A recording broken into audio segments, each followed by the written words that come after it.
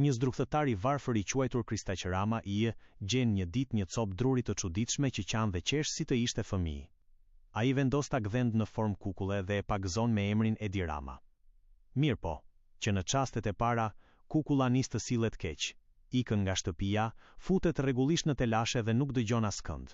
Edhe pse Kristaqërama e dosi birin e tij, Edi Rama tregohet krejtësisht I shkujdesur. Ai arrin deri aty sa të shesë abetaren që I dhuroi Eti, vetëm për të bler një bilet për në teatrin e kukullave. Atje, kukullarxhiu I egër Manjafoku fillimisht kërkon ta djeg, por pastaj zbutet nga mëshira dhe I dhuron 5 florinj ari. Rrugës për në shtëpi, Edi Rama ndesh dhelprën dhe macen 2 hajdut dinak që e mashtrojnë, I vjedhin florin dhe përfundojnë duke e varur në degët e një lisi. Fatmirësisht, atë e shpëton Zana me flok blu, e cila nis të kujdeset për të si një nën. Ajo e këshillon me urtësi. Nëse do të bëhesh një djalë I vërtet, duhet të jesh I mirë, të studiosh dhe të thuash gjithmonë të vërtetën.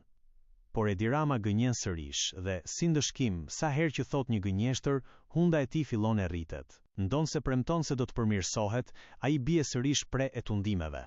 Këtë herë arratiset drejt vendit të lojrave me shokun e tij Xhukepeto, një vend ku të gjithë fëmijët përfundojnë të kthyer në gomar. I ndodhur në këtë situatë, Edi Rama shndrohet në gomar dhe detyrohet të punojë pa mëshirë në cirk. Gjatë një shfaqjeje, ai çalon dhe pronari, duke mos pasur më punë me të, e hedh në det. Kur peshqit I han mishin e gomarit, ai kthehet sërish në formën e tij si kukull druri. Duke notuar mes dallgëve, atë e gëlltit një balenë gjigante. Brenda barkut të saj, Edi Rama gjen çuditërisht Kristaqëramën Eik, I cili ishte zhytur në det për ta kërkuar. Të dy bashkohen plot mall dhe Edi Rama duke treguar zgjuarsi arrin ta nxjerrë të atin jashtë duke e gudulisur balenën derisa ajo të teshti. Pas kësaj aventure, Edi Rama ndryshon përgjithmonë.